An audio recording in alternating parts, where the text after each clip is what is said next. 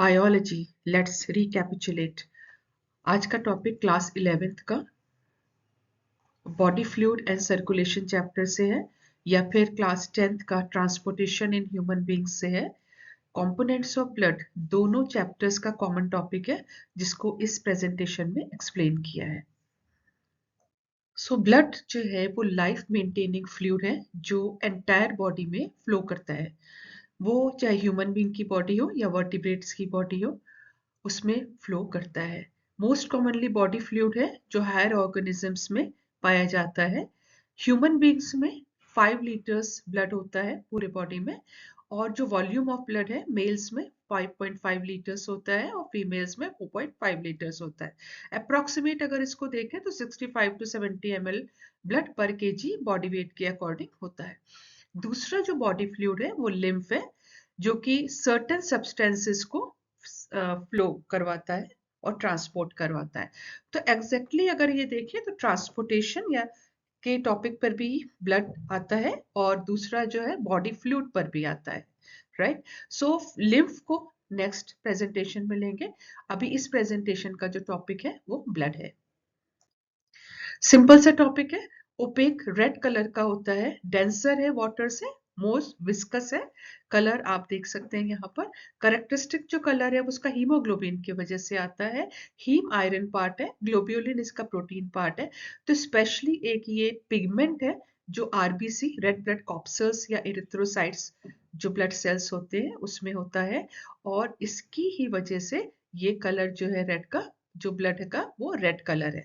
Haemoglobin जो है bright colour देता है अगर ब्लड सैचुरेटेड हो। सैचुरेटेड का मीनिंग क्या हुआ कि ऑक्सी हीमोग्लोबिन मतलब ऑक्सीजन के साथ जब हीमोग्लोबिन बाइंड करके HbO2 बनाता है, ये ऑक्सी हीमोग्लोबिन कहलाता है। और ऑक्सी हीमोग्लोबिन में जो कलर होता है वो सैचुरेटेड जो ऑक्सीजन होती है जिसमें जिसमें इसके साथ बाइंड करती है टिश्यूज में जाने के लिए, उसमें जो कलर होता है रेड का वो ज्यादा ब्राइट होता है। स्पार्कलेट रेड इसको हम लोग कह सकते हैं। और अगर ये कार्बन डाइऑक्साइड के साथ जैसे रिमूव करके कार्बन डाइऑक्साइड के साथ ये यहाँ पर बाइंड करता है, तो ऑक्सीजन कहाँ पे रिमूव होती है? ड्यूरिंग द रेस्पिरेशन टिश्यूज में जाके रिमूव होती है। कार्बन डाइऑक्साइड के साथ बाइंड करता है तो डीऑक्सी हीमोग्लोबिन कहलाता है वो, और उसमें जो कलर होता है हल्का सा पर्पलिश रेड होता है। इसीलिए एक रीजन क्या होता है कि डीऑक्सीजनेटेड ब्लड जो वेन्स में बहता है, जो ब्लड है which is rich in carbon dioxide, और ऑक्सीजनेटेड ब्लड जो है which is rich in oxygen जो आर्टरी में बहता है, उसमें हल्का सा कलर का डिफरेंस आप पर आ सकता है जब आप इसको यहाँ पे देखते हो। अदरवाइज आपको ये पता नहीं लगेगा कि what is the colour, colour will be this sparklet red only. अब देखते हैं बनता कहाँ है, ब्लड के सेल्स कहाँ बनते हैं। तो ब्लड जो कॉप्सल्स है, इसको एक्चुअली हम लोग ब्लड सेल्स कम कहते हैं, कॉप्सल्स ज्यादा कहते हैं। कॉप्सल्स इसलिए कहते हैं कि कंप्लीट सेल लाइक स्ट्रक्चर इसमें नहीं है। अभी हम आगे के स्लाइड्स में देखेंगे, जैसे आरबीसी है, रेड ब्लड कॉप्सल्स है, उसमें माइटोकॉन्ड्रिया और न्यूक्लियस नहीं है। प्लेटलेट्स में माइटोकॉन्ड्रिया न्यूक्लियस नहीं है। जो ल्यूकोसाइट्स हैं WBC हैं उसमें लोब्ड न्यूक्लियस है। तो उससे क्या होता है, फेगोसाइटोसिस, वो जो ब्लड वेसल्स हैं उससे बाहर निकल आते हैं, डिफेंस प्रोवाइड करते हैं बॉडी को। इसी के रीजन से इनको कॉप्सल्स कहा जाता है। तो जो कॉन्टिन्यूअस प्रोसेस है इन कॉप्सल्स के बनने की, कॉप्सल्स कौन कौन से हो गए?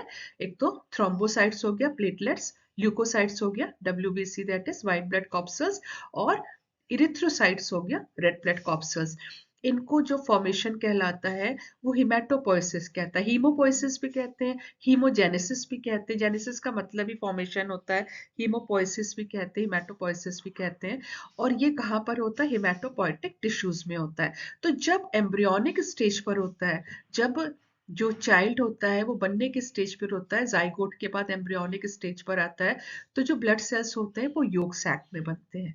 जब वो एम्ब्रियोनिक लाइफ में आ जाता है, फॉर द ह्यूमन बींग्स की अगर बात करें फॉर 9 मंथ्स में, जब वो फीटस या एम्ब्रियोनिक स्टेज पर आ जाता है, तो जो ब्लड सेल्स हैं वो लिवर में बनने लगते हैं, स्पेशली जो आरबीसीज होते हैं, क्योंकि आरबीसी का मेन फंक्शन ऑक्सीजन को कैरी करना होता है। कार्बन डाइऑक्साइड को रिमूव करना होता है। लेकिन जैसे जैसे एडल्ट हो जाता है पर्सन, उसका जो बोन मैरो होती है, what is the bone marrow, कुछ जो बोन्स होती हैं वो पूरी सॉलिड नहीं होती हैं, उसमें कैविटी होती है जिसमें एक मैट्रिक्स टाइप ऑफ स्ट्रक्चर होता है जिसको हम बोन मैरो कहते हैं। और जितने भी ब्लड कॉप्सल्स हैं, ब्लड सेल्स हैं, वो बोन मैरो में बनते हैं। तो जो एडल्ट्स होते हैं उसमें बोन मैरो में हिमेटोपोइसिस या हीमोपोइसिस होती है। और जो रेड ब्लड सेल्स या granulocytes are the type of the WBC, right? Agranulocytes and granulocytes they all are formed here. तो दूसरे डायग्राम में भी यही शो किया है कि बोन का जो कैविटीज में मैट्रिक्स एक होता है जिसमें बोन मैरो कहते हैं, यहीं पर जो स्टेम सेल्स होते हैं, स्टेम सेल्स मतलब पेरेंटल सेल्स होते हैं, जो कि RBC, WBC as well as platelets को ओरिजिनेट करते हैं। तो these are the cells which originates here।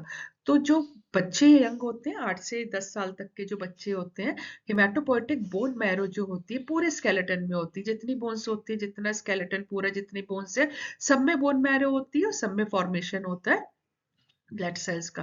But adults में क्या होता है कि जो बोन मैरो होती है वो कुछ बोन्स में प्रेजेंट होती है, जो सेंट्रल बोन्स होती है, जैसे रिब्स हो गया, स्टर्नम हो गया, वर्टिब्रीज हो गई, पाल्विक बोन्स हो गया, इनमें बोन मैरो होती है जहां पर जो ब्लड सेल्स हैं ये बनते हैं। ब्लड को टिश्यू फ्लूइड कहा गया है। तो टिश्यू फ्लूइड दो वर्ड से बना है, ब्लड टिश्यू भी है, ब्लड फ्लूइड भी है। टिश्यू कैसे है? क्योंकि ये कलेक्शन है फॉर्म्ड एलिमेंट्स का। फॉर्म्ड एलिमेंट्स कौन कौन से हो गए? RBC, WBC, प्लेटलेट्स, जो इसमें सेल्स होते हैं वो फॉर्म्ड एलिमेंट्स होते हैं। अब देखिए, अगर आप ये जो फॉर्म्ड एलिमेंट्स हैं ये फ्लूइड में फ्लो करते हैं, ये फ्लूइड का क्या है? प्लाज्मा है। तो ये जो ब्लड है वो टिश्यू फ्लूइड कहलाता है। It has tissues also, जो स्पेशलाइज्ड सेल्स होते हैं which are suspended in the liquid और मैट्रिक्स प्लाज्मा, जिसको कि इसीलिए कहते हैं blood is a tissue fluid. अब इसमें आप देखो जो RBC, WBC है, प्लेटलेट्स होते हैं। RBC का फंक्शन देखो, RBC को अगर ऑक्सीजन सप्लाई करना होता है, मटेरियल न्यूट्रिएंट सप्लाई करना होता है सेल्स में, जहां पर इसका ब्रेक डाउन होता है, तो ब्लड सेल्स में जो ये ब्लड वेसल्स में जो ये फ्लो करता है, जिसमें मैट्रिक्स में ये फ्लो करते हैं सेल्स, और यहाँ पे एक्सचेंज ऑफ मटेरियल होता है। वेस्ट मटेरियल कहाँ पर आ जाता है? या तो प्लाज्मा में आ जाता है या फिर ये ब्लड सेल्स में ही आ जाता है। तो इसीलिए जो ब्लड है उसे टिश्यू फ्लूइड कहा गया है, क्योंकि ये जो हार्ट है वो जब ब्लड को पंप करता है तो ब्लड हम लोग का जो है क्लोज्ड सर्कुलेटरी सिस्टम है, ब्लड वेसल्स में ब्लड फ्लो करता है, और उसका जो मैट्रिक्स है क्या है? फ्लूइड है। और जो उसमें फॉर्म्ड सेल्स हैं जिसमें RBC, WBC, प्लेटलेट्स के अलग अलग फंक्शंस हैं, they just perform in between that. Interstitial fluid क्या होता है? जो फ्लूइड ब्लड वेसल से निकलकर बीच में आ जाता है, सेल्स के बीच में आ जाता है, ये जो होता है, ये वाला जो फ्लूइड होता है, इसी को हम लिम्फ कहते हैं, जिसको मैं नेक्स्ट प्रेजेंटेशन में लूंगी। नाउ इसके कंपोनेंट्स देखते हैं। ब्लड जो है वो प्लाज्मा प्लस फॉर्म्ड एलिमेंट्स का बना हुआ होता है। तो प्लाज्मा क्या है? लार्जेस्ट पार्ट प्लाज्मा है, फ्लूइड है, जैसे अभी देखा लिक्विड पार्ट है। ब्लड तो हम इसको ऐसे ही देखेंगे, होल ब्लड में क्या होता है? Plasma plus WBC, RBC and platelets. लेकिन अगर होल ब्लड में से माइनस कर दें WBC, RBC और प्लेटलेट्स, ये RBC आ गया 45%, ये लेस देन 1% जो है ये WBC और प्लेटलेट्स आ गया, तो टोटल वॉल्यूम का 55% of that we just call it as a plasma. आप यहाँ पे क्लियरली देख सकते हो कि जो ब्लड का कलर है वो RBC में जो पिगमेंट है हीमोग्लोबिन, उसकी वजह से ही होता है। अदरवाइज जो प्लाज्मा है वो कलरलेस है, या फिर उसका जो कलर है स्ट्रॉ कलर है।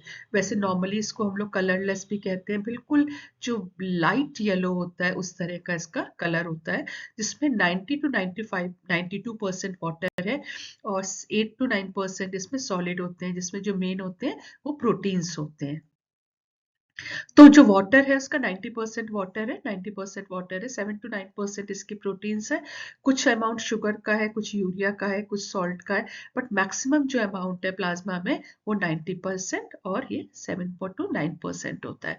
तो water of the plasma freely exchangeable करता है बॉडी सेल्स में और अदर एक्स्ट्रा सेलुलर फ्लूइड में, because of the water only. इतना ज्यादा 55% का भी अगर 90% ले लो, 55%, सपोज अगर हमारे बॉडी में 55 लीटर्स ऑफ ब्लड है, उसका 55% जो है प्लाज्मा है। सपोज 3 लीटर्स प्लाज्मा है और 3 लीटर्स का भी 90% उसमें वाटर है, तो आप सोच सकते हो कि ब्लड में कितना वाटर हो सकता है। तो जो वाटर ऑफ द प्लाज्मा है it is freely exchangeable with the body cells and other extra cellular fluid जो अवेलेबल होते हैं to maintain the hydration of the tissues.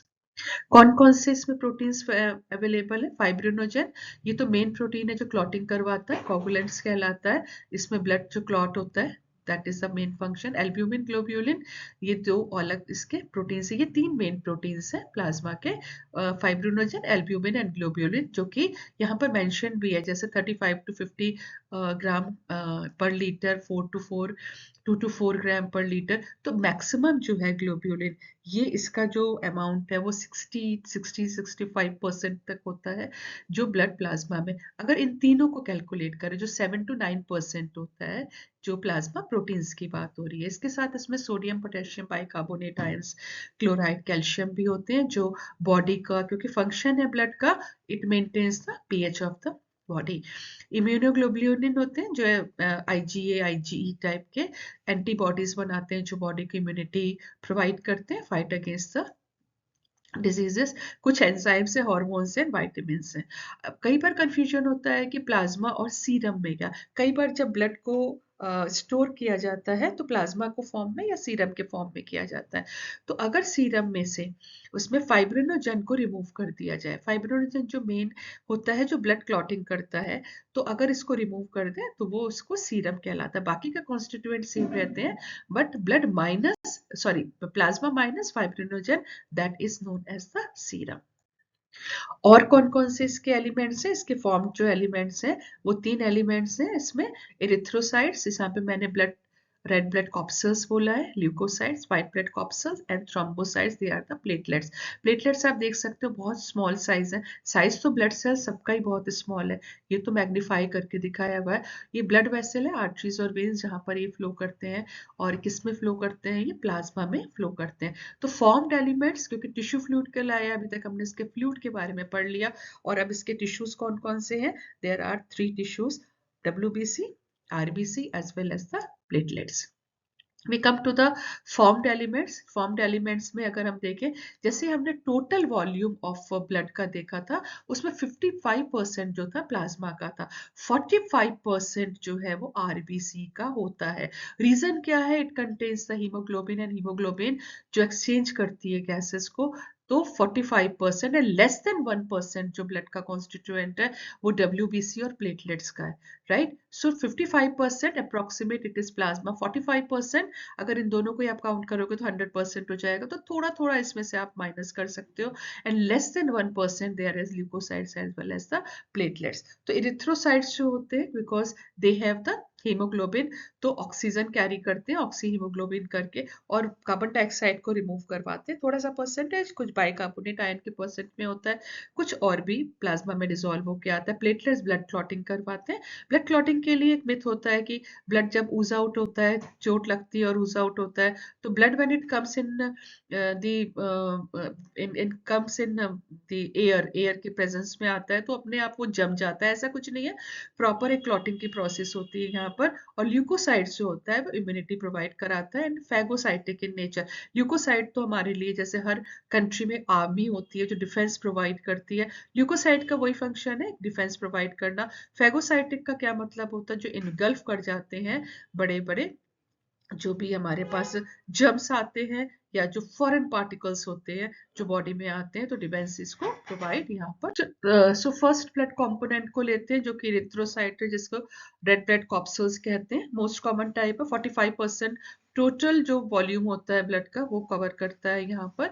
4 to 6 million sales होते हैं क्यूबिक मिलीमीटर ऑफ ब्लड में, और ये जो होते हैं ये बोन मैरो में, जैसे सभी बोन मैरो में बनते हैं एडल्ट्स में, तो और जब ये फुली मैच्योर हो जाते हैं, अबाउट 7 days इसको लगता है फुली मैच्योर होने में, then they have come to the blood stream. तो इसका क्या मतलब हुआ? क्योंकि इनका लाइफ स्पैन जो है वो 120 days है, तो 120 days के बाद डेली मतलब बनते हैं, क्योंकि कुछ यहाँ पे क्या होते हैं, डिग्रेड होते हैं और न्यू बन के ब्लड स्ट्रीम में आते रहते हैं।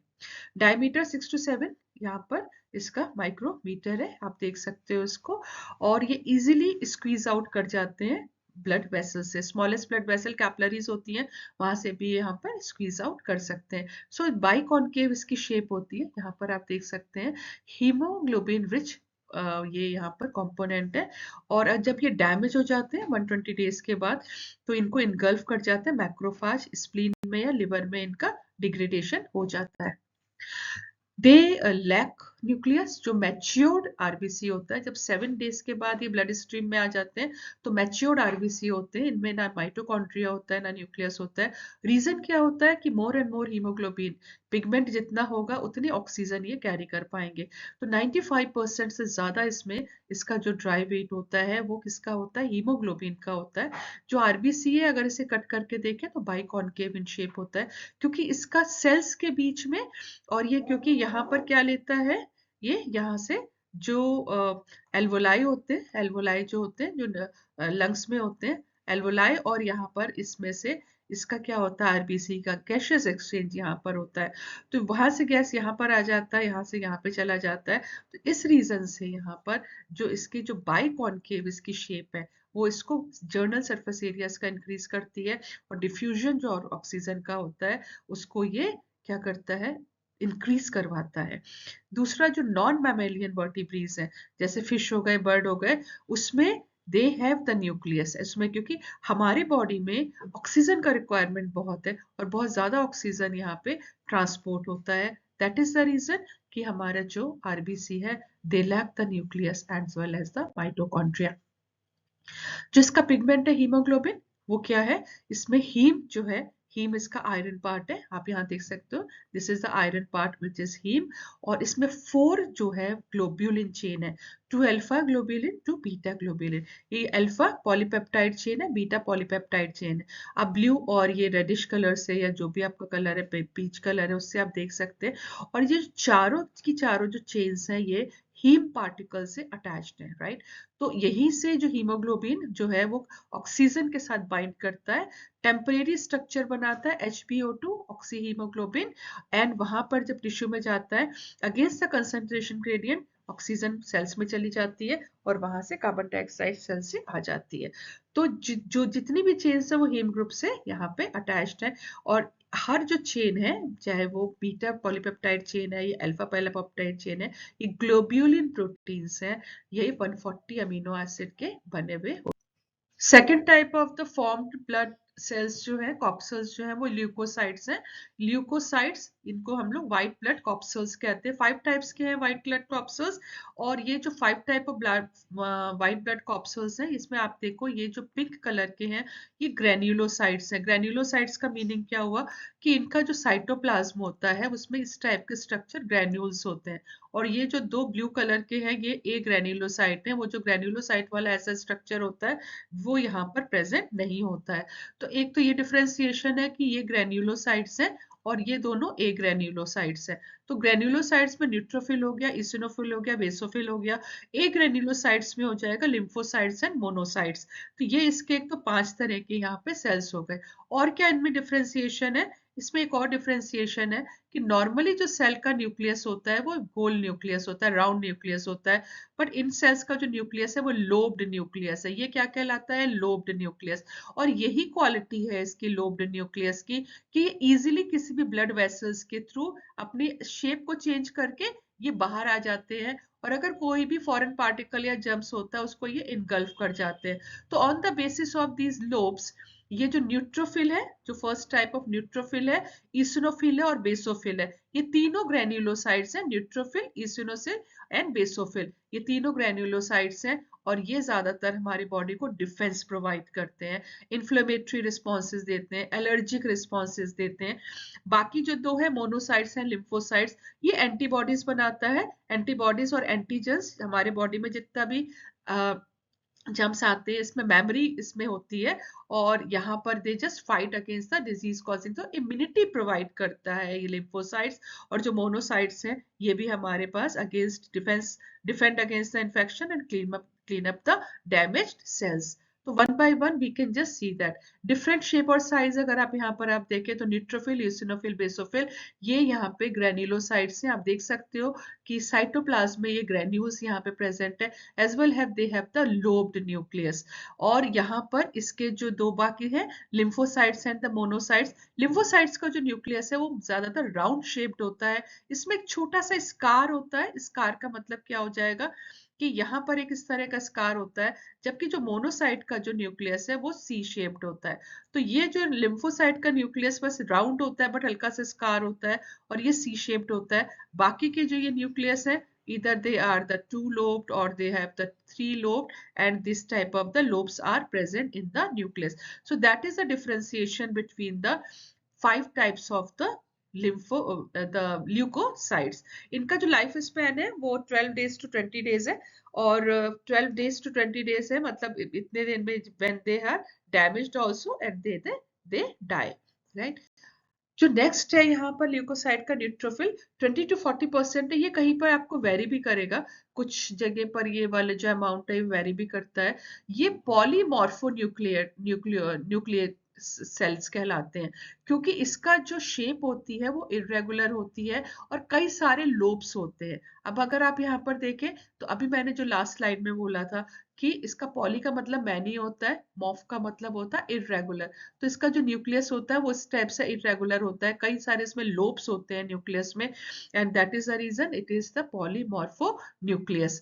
तो इरेगुलर न्यूक्लियस होता है, कई सारे लोब्स होते हैं। ग्रेन्युलोसाइट इसका साइटोप्लाज्म होता है, और इसके साइटोप्लाज्म में कुछ एंजाइम्स हो जाते हैं जो कि इसके डाइजेस्ट कर जाते हैं। Pathogens are the disease causing germs, या बाहर से जो भी फॉरेन जर्म्स आते हैं उसको ये डाइजेस्ट कर जाते हैं। इसिनोफिल एंड द बेसोफिल है, इनका जो फंक्शन है एलर्जिक रिएक्शंस और इन्फ्लेमेशन से रिलेटेड है, इम्यूनिटी प्रोवाइड करते हैं। अमाउंट बहुत कम है बेसोफिल का, इसमें हिस्टामिन, सेरोटीन और the heparin, that type of the chemicals are present। inflammatory reaction देते हैं जब भी कुछ बॉडी में जो फॉरेन पार्टिकल्स आ जाते हैं, और इसिनोफिल जो होते हैं ये एलर्जिक रिस्पॉन्सेस देते हैं। तो हमारे बॉडी को ये हर तरह से जितने भी सेल्स हैं यहाँ पर they just provide the defence. Leucocyte lymphocytes जो होते हैं टाइप ऑफ द ल्यूकोसाइट्स, इसका अमाउंट बहुत ज्यादा होता है, एंटीबॉडीज बनाते हैं। जो भी हमारे बॉडी में एंटीजेंस जाते हैं उसके अगेंस्ट में एंटीबॉडीज बनाते हैं। इसमें दो तरह के सेल्स होते हैं, B cells and T cells. B cells जो होते हैं, क्योंकि अभी आपने देखा था कि जितने भी टाइप ऑफ द डब्ल्यूबीसी या आरबीसी या प्लेटलेट्स है, इनका ओरिजिन बोन मैरो में। तो ये जो बोन मैरो में ओरिजिनेट करते हैं उनका मैच्योरेशन भी बोन मैरो में होता है। तो इस तरह का जो लिम्फोसाइट्स होता है वो बी लिम्फोसाइट्स कहलाता है। जो टी लिम्फोसाइट्स होता है इनका ओरिजिन तो कहाँ पर होता है, बोन मैरो में होता है, लेकिन थाइमस हमारा एंडोक्राइन ग्लैंड है, वहां पे जाके इसका मैच्योरेशन होता है, इसलिए ये टी सेल्स कहलाते हैं। तो जो बी सेल्स और टी सेल्स जो होते हैं, T cells basically B cells को एंटीबॉडीज में जो इम्यूनिटी प्रोवाइड करता है उसको हेल्प करते हैं, और यहाँ पर ये ट्रिगर करते हैं इम्यून रिस्पॉन्सेस को। जो मोनोसाइट्स होते हैं ये भी हमारे बॉडी में they defend against the infection, repair the tissue, regulate the body inflammatory responses. And monocyte में सी शेप्ड जो होता है इसका न्यूक्लियस होता है, एंड टोटली राउंड न्यूक्लियस होता है। ये जो इमेज है ये एंटीबॉडीज की है, and this type of the lymphocytes, जिसका की टोटल जो ल्यूकोसाइट्स है वो लेस देन 1% है अलोंग विद द प्लेटलेट्स। उसका जो है 60 to 65% जो है 1%, लेस देन 1% का वो लिम्फोसाइट्स है। 20 to 40% वो कौन सा हो जाएगा, न्यूट्रोफिल हो जाएगा। और क्या होता है कि डब्ल्यूबीसी जो होता है ये इम्यूनिटी रिस्पॉन्स करते हैं, जब भी सर्कुलेट करते रहते हैं ब्लड वेसल्स में, और कहीं पर भी अगर कहीं पर भी कोई भी फॉरेन पार्टिकल्स आ जाता है, जैसे डब्ल्यूबीसी ऐसे सर्कुलेट करते रहते हैं, जब भी कहीं सेल्स के बीच में फॉरेन पार्टिकल आ जाता है ये अपनी शेप चेंज करते हैं, and they come out and they do the phagocytosis, और या फिर यहाँ पर ये माइग्रेट करके हीलिंग प्रोसेस करते हैं। तो दिस इज द फंक्शन, ये हमारे बॉडी में इम्यूनिटी प्रोवाइड करते हैं और डिफेंस प्रोवाइड करते हैं जब भी कहीं पर कोई भी डैमेज होता है। Thrombocytes third type of the formed elements है। थ्रोम्बोसाइट्स प्लेटलेट्स कहलाते हैं। ये जो है प्लेटलेट्स ये स्टेम सेल्स जो होते हैं, मैंने फर्स्ट स्लाइड में आपको शो भी किया था, बोन मैरो में जो स्टेम सेल्स होते हैं जहां से ओरिजिनेट होता है, जैसे मेगा कैरियोसाइट्स कहते हैं। मेगा कैरियो, कैरियो का मतलब होता है न्यूक्लियस, मेगा कैरियोसाइट्स होते हैं। तो स्टेम सेल्स जो डेवलप करते हैं जो मेगा कैरियोसाइट्स कहलाते हैं, they shed the precursors, blood stream में, जिससे कि इस तरह के जो है वो प्लेटलेट्स बनते हैं। तो इस तरह का जो मेगा कैरियोसाइट है ये ब्लड स्ट्रीम में आ जाता है। कहाँ से आ जाता है? स्टेम सेल्स डेवलप करते हैं इस स्ट्रक्चर को, और उसमें से जो है वो प्लेटलेट्स जो है, ये प्रिकर्सर है। प्रिकर्सर मतलब जिसमें से इस तरह का प्लेटलेट्स यहाँ से निकल जाता है। तो नॉर्मली अगर आप यहाँ पे शेप देखो तो इस तरह की शेप होती है यहाँ पर प्लेटलेट्स की। बहुत छोटा साइज होता है, लेकिन वॉल्यूम इनका बहुत ज्यादा होता है। साइज इसका बहुत छोटा है, सबसे छोटे सेल से, बट वॉल्यूम में इसका बहुत ज्यादा है। इसीलिए इतना ज्यादा है कि WBC से ज्यादा पता लगते हैं कि इनका, क्योंकि नंबर इसका वॉल्यूम में ज्यादा है बट साइज इसका बहुत छोटा है। इसमें न्यूक्लियस नहीं होता है, और साइज इसका 2 to 4 mu that is micron इसमें होता है, म्यू माइक्रोन होता है। सबसे छोटा है, रिलेटिवली माइन्यूट होते हैं साइज में, और ये इस तरह से जो प्रिकर्सर्स होते हैं ये प्लेटलेट्स यहाँ पर बनाते हैं।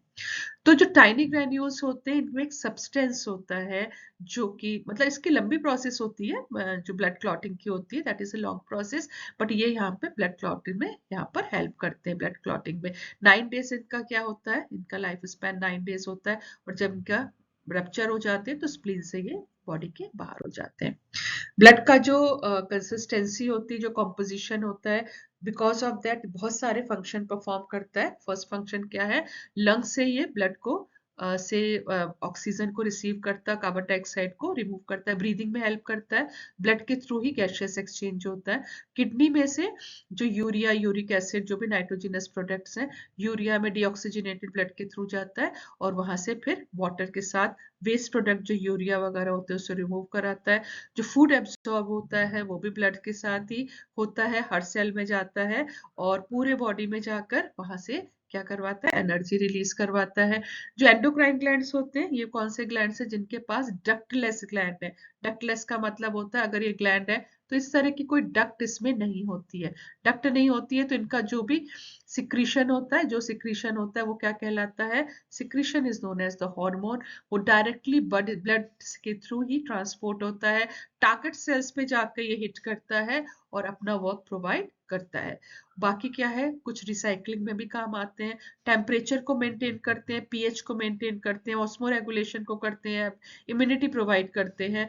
और अगर इनका जो ब्लड होता है, अगर ये फ्लो करना बंद कर दें तो क्या होता है, डेथ हो जाती है। रीजन आप समझ ही जाओगे कि सेल्स को ऑक्सीजन नहीं मिलेगी, एनर्जी रिलीज नहीं होगी, बहुत सारे रीजंस होते हैं, and the death is caused. तो this is all in this presentation. ये इस चैप्टर का फर्स्ट प्रेजेंटेशन है। Thanks for watching. जैसे मैंने पहले भी बताया था, ब्लड दोनों जो क्लासेस हैं उसके लिए ये है, और नीट के स्टूडेंट्स के लिए भी यहाँ पर ये होता है। Thanks for watching my presentation.